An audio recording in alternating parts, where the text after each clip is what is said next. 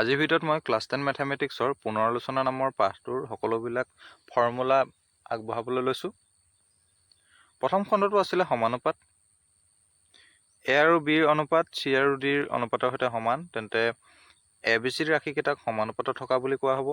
ইয়াক এনেদৰে লিখা হয়, ইয়াত যি সমান চিন দিয়া আছে, সমান চিনডালৰ ঠাইত সমানুপাতৰ চিন আমি এনেদৰে দিব পাৰোঁ।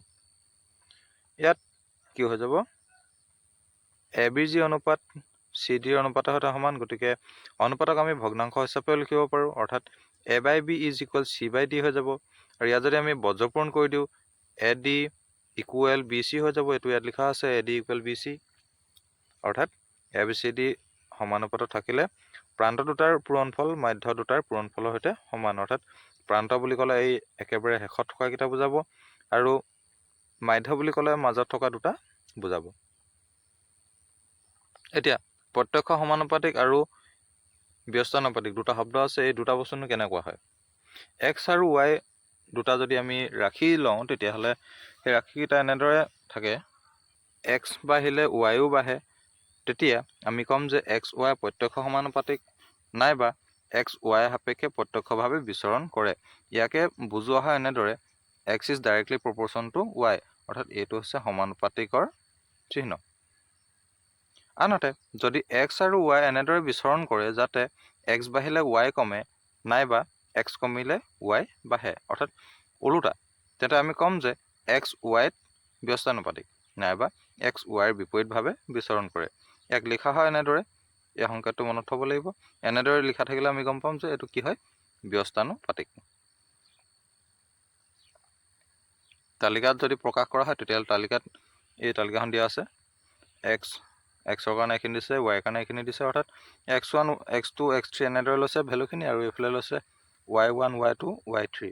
তেতিয়া কি হ'ব, x1 y1 is equal x2 y2 equal x3 y3, অৰ্থাৎ ইহঁত দুটাৰ পূৰণফল এইকেইটাৰ পূৰণফলৰ সৈতে সমান, এইকেইটাৰ পূৰণফলো সমান। পাছফালে যিমানে নাথাকক প্ৰত্যেকৰ পূৰণফলকেইটা কি হ'ব, সমানেই হ'ব। নেক্সট যি দ্বিতীয় খণ্ড আছিলে, দ্বিতীয় খণ্ডত আছিলে বৰ্গ আৰু বৰ্গমূল। বৰ্গ আৰু বৰ্গমূলৰ ওপৰত কিছুমান কনচেপ্ট ইয়াত লিখি দিয়া আছে, এইখিনি মই তাইৰ কিতাপৰ পৰাই লৈছোঁ। যদি কোনো এটা স্বাভাৱিক সংখ্যা এমক এন স্কোৱাৰ হিচাপে প্ৰকাশ কৰিব পাৰি, য'ত এনো এটা স্বাভাৱিক সংখ্যা, তেতিয়া এম এটা বৰ্গ সংখ্যা হ'ব। তাৰ কাৰণে উদাহৰণ ইয়াত দিয়া আছে, মই বেলেগ এটা লৈছোঁ। ফৰ এক্সাম্পল 25 লৈছোঁ। 25ক আমি কি হিচাপে লিখিব পাৰোঁ, 5 × 5, অৰ্থাৎ আমি কি লিখিব পাৰোঁ, 5 স্কোৱাৰ। গতিকে এই 25টো কাৰোবাৰটো স্কোৱাৰ হয়, গতিকে 25টো এটা হ'ব কি, বৰ্গ সংখ্যা।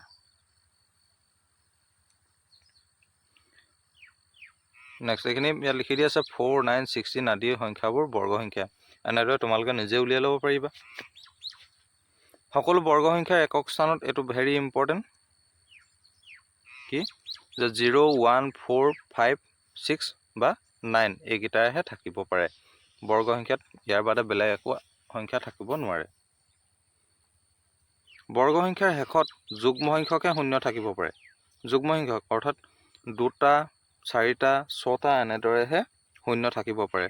যেনে ধৰা 100, ইয়াত শূন্য কেইটা আছে, 2টা আছে, জোৰ হৈ আছে বা যুগ্ম সংখ্যক আছে।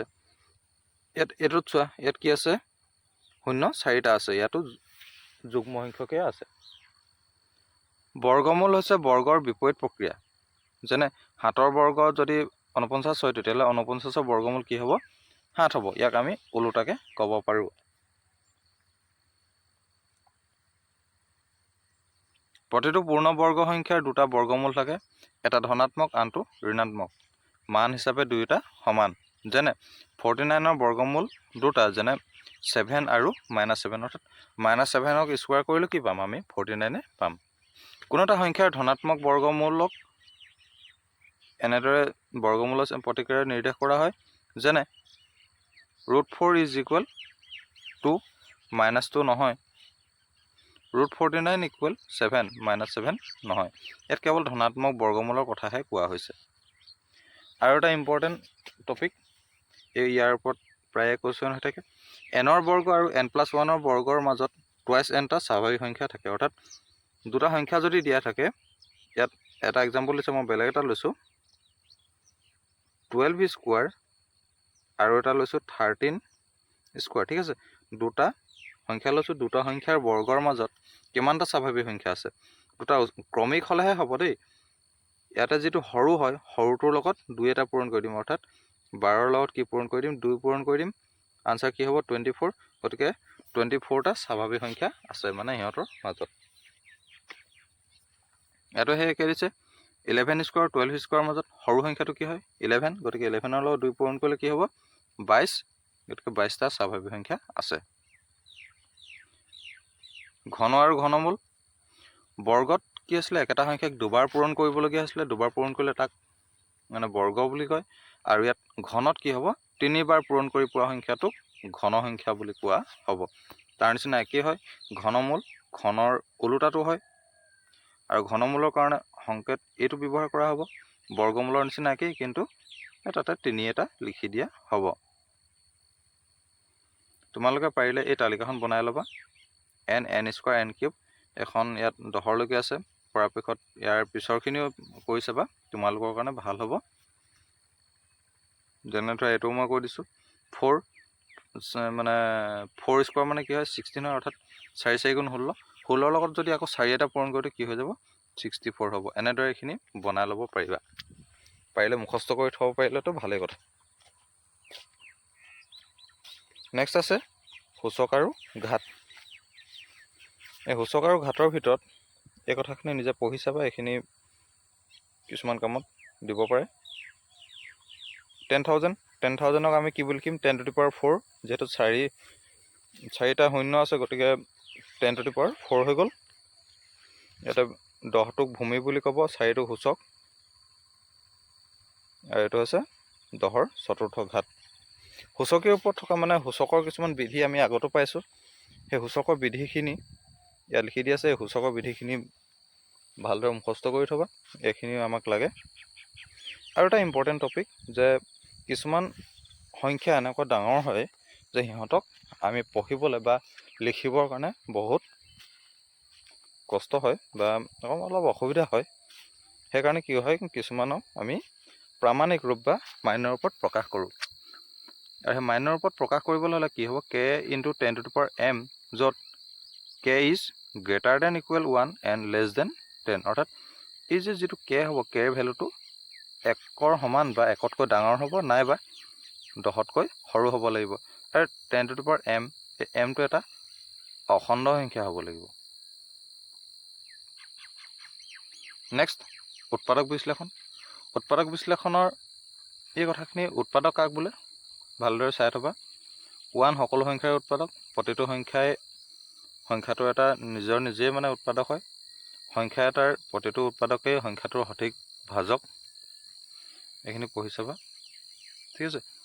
নেক্সট কিছুমান আমি অভেদ ব্যৱহাৰ কৰিম। এই অভেদখিনি অলৰেডি আমি শিকি আহিছোঁ, গতিকে এই অভেদখিনি আমাক লাগেই, আৰু ক্লাছ 10ত ইয়াতকৈ আমি বেছি পাম। আৰু পাছত আছে এই যিটো হৰণৰ ক্ষেত্ৰত আমি প্ৰযোজ্য হয় যে ভাজ্য সমান ভাজক পূৰণ ভাগফল যোগ ভাগশেষ, এই সম্বন্ধটো আমাক লাগে। যদি বাকী বা ভাগশেষটো শূন্য হয়, তেতিয়াহ'লে কি হ'ব, ভাজক আৰু ভাগফল দুয়োটাই ভাজ্যৰ উৎপাদক হ'ব। এইটো আমাক লাগে। নেক্সট আহিলে তৃতীয় খণ্ড, এইটো পৰিমিতি।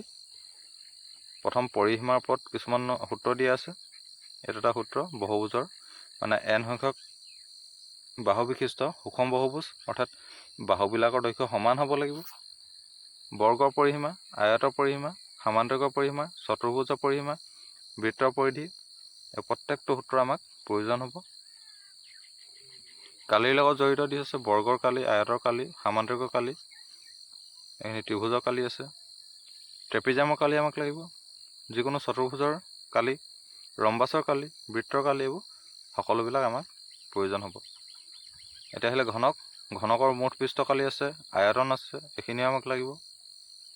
আৰু এটা বস্তু ইয়াত থাকি গ'ল পাৰ্শ্ব পৃষ্ঠ কালি, সেইটো বিচাৰি ল'বা তোমালোকে। এইখিনি আকৌ এইটো দিলে আয়তীয় ঘনকৰ মুঠ পৃষ্ঠ কালি, আয়তন দিয়া আছে। এইটো হৈ গ'ল চুঙা, ঠিক আছে।